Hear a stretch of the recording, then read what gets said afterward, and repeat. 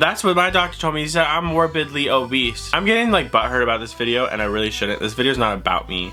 He's just responding to comments. So I'm going to shut my mouth and click play. Well, I thought that I need nobody, but now I met that one somebody. Hello YouTube, my name is Nathan Piland. I'm gonna be reacting to my response to fatphobia claims. Let's see what their response is to being fatphobic. I make music and I make videos on the internet. Here we go. I'll be the judge of that if you were fatphobic or not. I hope you weren't. I really want to like Dr. Mike on YouTube, but he really has some fatphobic tendencies. He's actually a fan of intermittent fasting, which is unbelievable to me considering he's a medical professional. This sounds so boring. Why am I reacting to this? This is not, I don't feel like this is not it. Also, are you fatphobic or not? No, I started it and I'm going to figure out if this guy's fatphobic or not. And I hope you're not, because I'm fat, you know? I got jiggles and whew, cheers to this video. I know this is about to get messy. Let's do it. Anyway, it just goes to show that even doctors can still learn a lot in their own fields. I have to respond to this, as well as many of these comments. Let's get into it. Dr. Mike. I've never watched one of this guy's videos before, so I'm sorry if you're a fan of him. He's like really great. I don't know, like I have no idea. I don't know who this person is. I know nothing about their background. I just know they're a doctor and their name's Mike, and they're responding to fatphobia claims. And as a fat person, who people are very fatphobic towards sometimes on the internet, I will see if he is fatphobic.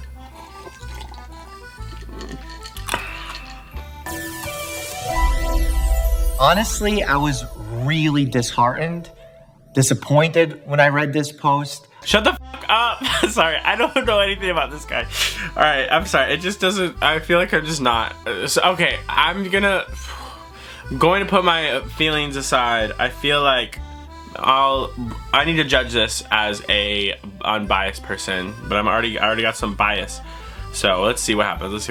I'm not one usually to get upset when I read controversial posts about something that I've said, but this one touched me. You know, I have a lot of patients who are overweight and obese, who are struggling to lose weight, know that they need to for their health because they don't want to die young. They don't want to have a heart attack at age 40 or a stroke at age 50. All I'm saying is, I'm not a doctor, okay? So whatever. But I'm just saying, like, I like bears, and if you don't know what bears are, they're like gay men that are bigger and hairy because they look like bears. That's why they're called bears. And I'm all for some cushion for the pushing. That's the way my body is. That's the way I want my body to look. I still go on jogs every single day. I'm fat, but I'm also healthy. So I don't know. But also you can't get to a point where you're like so obese you really need to lose weight. I mean, like, that's a thing. You don't want to die young. You don't want a heart attack. Like, whatever. Let's just watch more. This is just like, I feel like I'm getting triggered. 50. They want to live long, fruitful lives. And it's my job as a physician to help them do that. That doesn't make me fatphobic. I'm against fat shaming wholeheartedly. I've said it on Phil DeFranco's podcast He's against fat shaming. Good job, Dr. Mike. Last year, that fat shaming is a form of destructive criticism that only works to break someone down instead of building them up. As a physician, my job is to help a patient get from point A to a healthy point B, not to make. Ooh, okay, cool. I mean, this guy seems all right. I feel like his heart's in the right place. So, also, a lot of people don't like being fat. I mean, I get that. I feel like you should love your body however it is and make sure that you're always healthy, like you're working out, you're eating good. Some people's bodies just naturally are bigger though, so that's the thing. But let's see. I feel like this guy's all right. Fun of them while they're at point A in hopes that they get to point B on their own. No, we're a team and we have to do that together. In fact, I want to go through this post line by line and really take it apart so we can figure out what's what. He's actually a fan of intermittent fasting, which is unbelievable to me considering he's a medical professional. Is intermittent fasting where you just don't eat for like a good amount of time? Because a lot of people intermittent fast for like religious reasons, but I don't know if he's saying for weight loss. Let's watch more. don't understand this critique. I like intermittent fasting for myself. Never did I say it's something I recommend to all my patients or as a piece of universal nutrition advice. Universal nutrition advice doesn't even exist. If you've seen any of my videos, I said that time and time again. In his most recent video, he talked about gastric bypass surgery being good for long-term weight loss. Yeah, evidence shows that gastric bypass for those who are morbidly obese. You know, I'm obese. That's what my doctor told me. He said I'm morbidly obese. I'm 250 pounds. And I don't know. Also, like, morbidly, like, obese is like not, it like doesn't take into account a lot of different things. I'm getting like butthurt about this video, and I really shouldn't. This video is not about me. He's just responding to comments. So I'm going to shut my mouth and click play. I'm just gonna click play and shut my mouth. Obese has better long-term outcomes than dieting or just medical treatment with medications. That being said, it's not the only solution. It's not the right solution for everybody. And there's also different types of bariatric surgery. There's many options, and you have to discuss them with your doctor to find out what's right for you. But just poo-pooing the entire industry is wrong as well. Poo-pooing. He said poo-pooing. Just poo-pooing. All right. I don't know, Dr. Mike. You said the word poo-poo. Bariatric surgery help you lose weight, but it also gives you better control of your cholesterol, better control of your blood sugars, so much so that in patients who've had bariatric surgery, we've put their diabetes into remission. I mean, that's huge. That does sound good. I don't have diabetes, but that does sound good. That does sound good, Dr. Mike. I'm here for it. Thank you, Dr. Mike. And in general, he's talked about obesity and watching what you eat. I mean, I've definitely talked about obesity. It's well proven that if your BMI falls under the obese or morbidly obese range, you're facing extra risks to your life. You are gonna have more illness. You're gonna have a lower quality of life and, frankly, a shorter life than someone who is not obese. Does that mean that it will be true all the time? No. That's true. That's true. My quality of life is good as fuck. I have a good quality of life. No, it's okay though. I'm really not trying to be, I'm not trying to be offended by everything he's saying. Cause I'm just gonna give him a chance. I'm just saying like,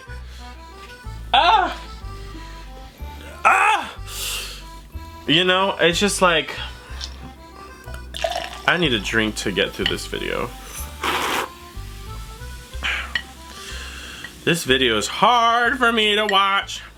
Honestly though, it's really hard for me to watch because I just like fat people. I want to have sex with fat people, like men specifically. Because I'm gay. So it's just like, ooh, I'm here for the bigger men's. I'm here for the bigger men's. Y'all hot as fuck. All right, let's watch some more of this doctor's video. Dr. Mike. These are risk scores. These are averages. Also, many people are quick to point out that the BMI scale is super flawed. It's not a perfect system. And the BMI number alone should never be used as a sole indicator of someone's health. Remember, we don't treat lab values. We don't treat numbers. We treat patients.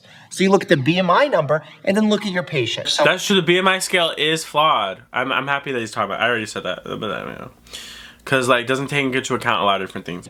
So if I see a very strong gentleman in front of me with big muscles and a six-pack and his BMI falls under the obese category, no, I'm not going to think he faces serious health effects because his BMI number is high. Yeah. Yes. But the doctor when I was in middle school telling me I was going to die soon because of how fat I was, which I was. I mean, I was really fat. I was the same size that I am now as a 12-year-old, and I'm 24 now. So, I mean, like, he wasn't wrong in the way that I was definitely unhealthily obese. But I like the way I look. Oh well. Logic there. He's done videos where he's tried certain fad diets for 30 days, but I've never watched them, so I don't know where he stands on keto, for instance. I mean, I would love for you to have watched them, because in my videos that have covered Whole30, keto, intermittent fasting, even vegan, I've done these for 30 days simply to show how they affected my body.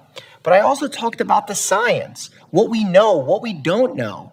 Because honestly, the field of nutritional science is an absolute mess. There's way more that we don't know than we do know.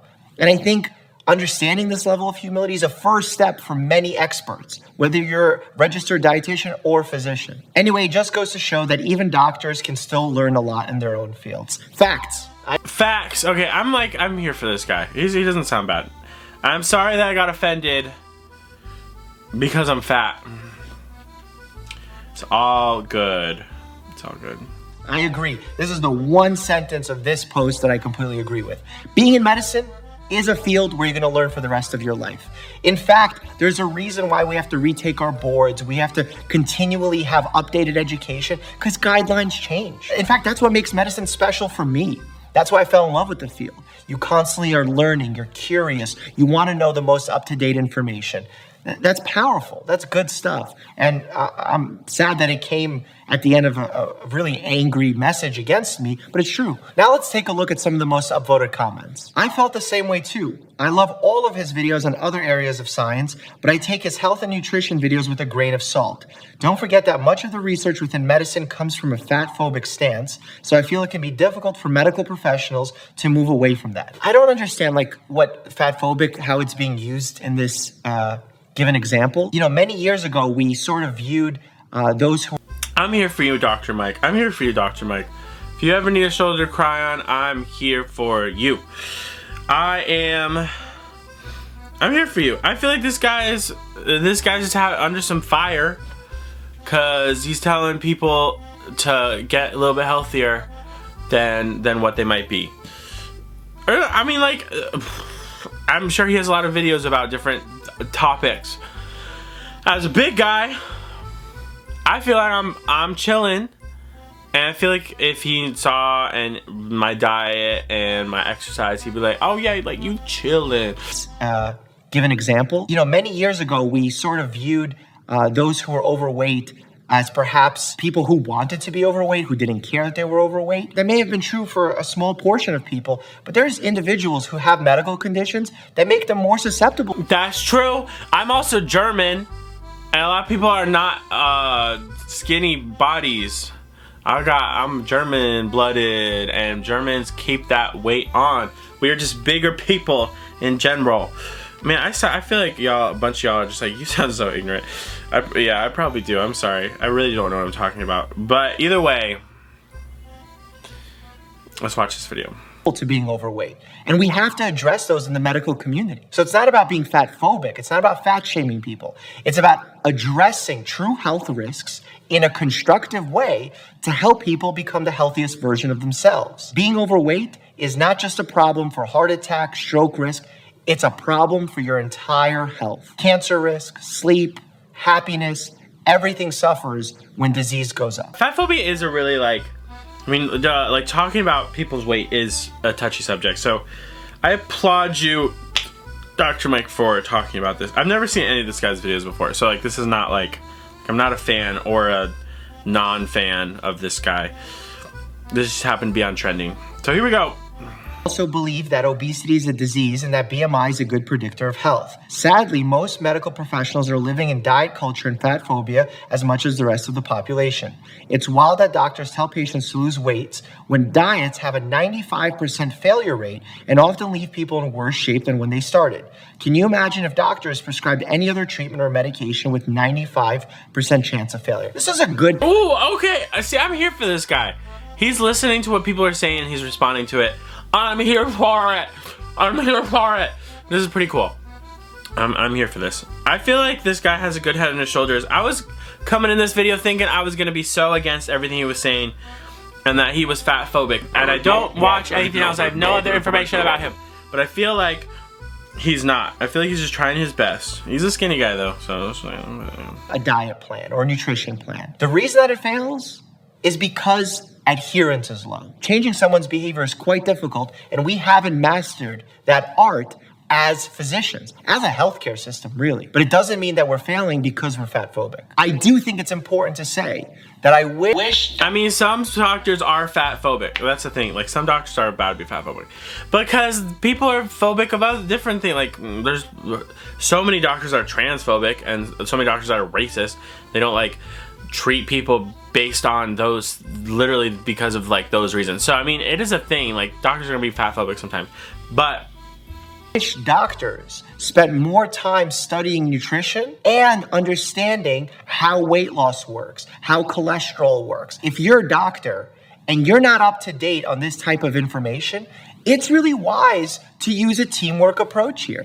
Get a registered dietitian on board, a behavioral counselor, perhaps even a consultation with a bariatric specialist. We have obesity and metabolic programs across the country that are doing great work.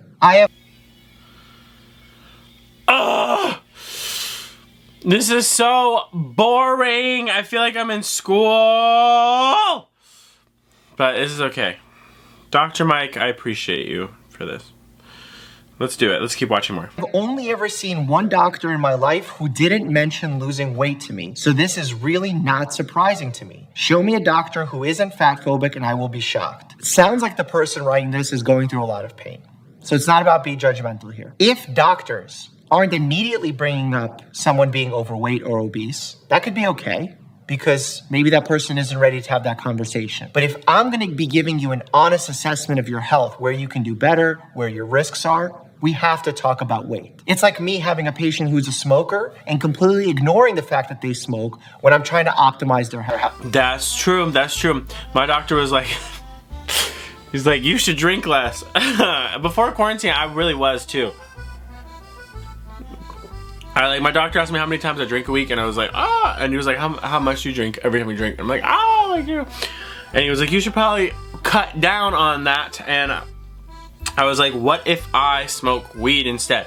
He said, I mean, I can't really say what he said. He didn't really he's like, I'm not really allowed to tell you anything, but like, what I know about weed is it's not that, it's better for you probably than drinking, based on studies that I've read. And I was like, okay. I was like, so I'm just gonna smoke weed instead of drinking. Which I was actually doing until quarantine. And now I'm doing drunk reactions. So let's watch Dr. Mike. I would be doing a disservice to them. So yes, when I have patients who come in for a checkup, for a preventive visit, so that they can stay being healthy, part of that discussion is weight management. Not because I'm fatphobic, but it's because I'm patient-focused. Capitalism... Patient-focused. Yeah. Thrives on people, especially women, feeling inadequate and needing to buy something, either diet books, coaching, gym memberships, new clothes to show off that bikini body. I don't want to blame this on capitalism. I kind of want to blame it on rogue marketing. You know, I talk badly of detox teas and miracle cures. I've never... Ooh, you know, I'm not a fan of detox teas. Detox teas? Detox teas. When I was in middle school, my parents, and really honestly, my grandparents, they sent me to fat camp twice because I was just really large, and I needed to lose weight. I mean, I'll be honest, I just need to lose weight. But they had taught me about like eating healthy in long term. Like, it wasn't like a diet. It was just like in general eating healthier and like being conscious of what you intake and stuff. And like I was down for it. They taught me like some good stuff that I still use to this day when I was in middle school, when I was at fat camp. So that's me telling there now I went to fat camp. Go listen to Roller Coaster, Stream Roller Coaster, Freddy the Piland. Sold any of that stuff, never will. I think it's horrible for my patients because it actually derails them from true treatment plans that work, but also take some work. You know, it's a lot easier to take a pill than get up, eat healthy, sleep well, go to the gym. So yeah, people are sort of excited with these shortcuts, but honestly, these shortcuts... No way, shortcuts aren't a thing. Just like eat better and exercise more if you want to lose weight or just be healthier. Like for me, like I'm not trying to lose weight. I'm actually trying to gain weight in the way of like muscle and stuff. Yeah, but I'm also not a doctor. I don't know what I'm even talking about. Like, what the fuck am I talking about?